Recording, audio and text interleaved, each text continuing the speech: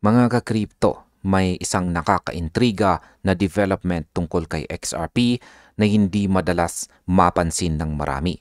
Alam nyo ba na kahit China sa isang paraan ay may indirect exposure kay XRP? Oo, tama po ang narinig ninyo mga ka-crypto. Sa video na ito ay pag-uusapan po natin kung paano po nakapasok sa XRP sa network ng malalaking bansa at financial corridors at bakit ito mahalaga para sa kanyang global expansion. Kaya wag po kayong aalis dahil may mga insights tayo na makakatulong sa atin bilang mga traders, investors at holders. At ayan, simulan po natin sa ating unang katanungan kung paano may indirect exposure ang China kay XRP. Ayan, ayon po kay Ginoong Versan Algera, marami pong observers ang hindi napapansin na may indirect exposure ang China kay XRP. Paano ito nangyari? Sa pamamagitan po ng BRICS New Development Bank or NDB, pati rin sa SBI at saka sa cross-border corridors na nag-uugnay po sa Asia, Middle East at saka Africa. Ayan, ang setup na ito ay nagbibigay po kay XRP ng advantage, lalo na habang nag-a-upgrade ang mga bansa ng kanilang financial systems. Sa madaling sabi, habang lumalawak po ang global trade at kailangan ng mabilis at reliable na settlement, ayan, maaasahan po na settlement, sa XRP ay handa na bilang solusyon. Ito rin ay nagpapakita ng strategic positioning kay XRP. Hindi lang sa isang market, kundi sa maraming regions na may malaking trade flows. Pangalawa, bakit po ba mahalaga ang network na sumusuporta sa expansion ng XRP? Ayan, ayon kay Ginoong Algera, ayan, ay nag-focus daw po sa role ang China sa BRICS NDB. Ngayon ay bakit po ba ito mahalaga? Dahil ang bangko na ito ay nagfa-finance ng malalaking projects across multiple regions. Ang mga projects na ito ay nangangailangan ng mabilis at accurate na value transfers.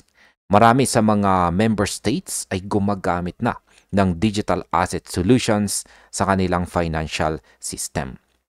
Dito, nagiging compatible sa XRP. Ang design ng XRP ay parang mag-move ng value ng mabilis at accurate.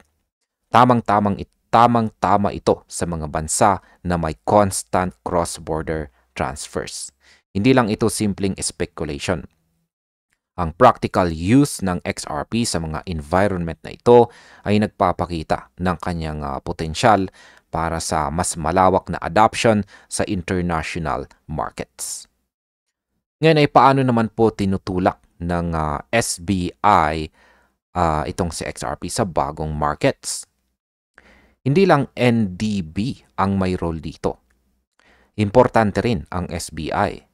Ang kumpanya na ito ay matagal nang nakikipag-collaborate kay Ripple at may operations sa key Asian markets. Ang kanilang track record sa traditional finance ay nagbibigay po ng credibility. Kaya nagiging influential po sila sa mga bansa na nagmo-modernize ng payment system. Ayon po sa statement ni Ginoong Algera, ang reach ng SBI ay nagbibigay po ng indirect exposure sa China sa pamamagitan po ng pagdala kay XRP sa markets na naghahanap ng bagong settlement options ng walang komplikasyon. Para po sa atin bilang mga crypto holders, ito ay malaking plus dahil nagpapakita ito ng potensyal na XRP na maging bahagi ng global payment infrastructure. Ngayon ay ano naman ang papel ng cross-border corridors? Tignan po natin ang mga corridors sa pagitan ng Asia, Middle East at saka Africa. Araw-araw, milyong-milyong dolyar ang nai-transfer sa pamamagitan ng kanilang bangko at fintech firms. At dito po pumapasok sa XRP. Ang kanilang mga systems ay kayang mag-integrate ng XRP para sa settlement o liquidity. Dahil dito, nagkakaroon po si XRP ng practical entry point sa market. At hindi lang ito basta entry. Pinapakita rin ito kung paano kayang mag-scale na XRP habang tumataas ang demand para sa mas efficient settlement. Habang lumalaki po ang pangangailangan, ang trade volumes na XRP ay projected po na tataas rin. Para po sa atin bilang mga traders at investors, ito ay senyales na ang network na XRP ay may long-term growth potential. Ngayon ay paano naman po nakaposition sa XRP sa global financial rails? Dito naman po pumapasok ang strategic alignment ng institutions at active trade corridors. Ang coordination na ito ay nagbibigay kay XRP ng malakas na foundation sa markets na nag-build or gumawa ng mabilis at saka flexible payment systems. Ang mga bansa sa regions na ito ay naghahanap ng solusyon para mag-settle ng value across long distances ng minimal ang friction. Sa XRP ay tumutugma po sa mga requirements na ito at aktibo ng ginagamit sa ilang markets sa network na ito. Sa madaling sabi, sa XRP po ay may path or daan patungo sa dominance sa global financial rails. Ang indirect exposure po ng China ay patunay na kahit malaking ekonomiya ay nag-ooperate sa systems na kayang gamitin sa XRP. Para po sa atin bilang mga traders at holders, ito po ay nagre-reinforce ng confidence na si XRP ay hindi lang pang speculative trading, kundi may practical use sa global financial infrastructure. At yan bilang panghuli ay ano naman ang aking masasabi tungkol dito. Sa akin pong pananaw, ang development na ito ay malaking step or hakbang para kay XRP. Hindi lang ito nagpapakita ng potential adoption sa isang bansa o region, kundi strategic positioning sa mga major economies na may indirect exposure. Para po sa atin bilang mga crypto holders, dapat po nating bantayan ang network growth at partnerships ni XRP. Dahil habang lumalawak ang financial infrastructure, lumalakas din ang kanyang role sa global settlement.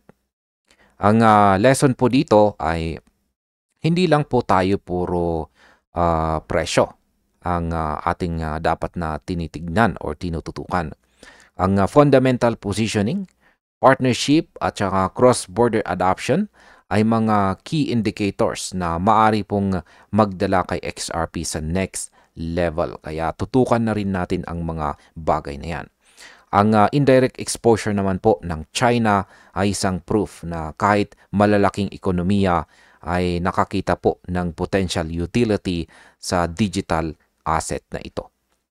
At ayun, hanggang dito na lamang po tayo sa video na ito mga ka-crypto. Maraming salamat sa panonood.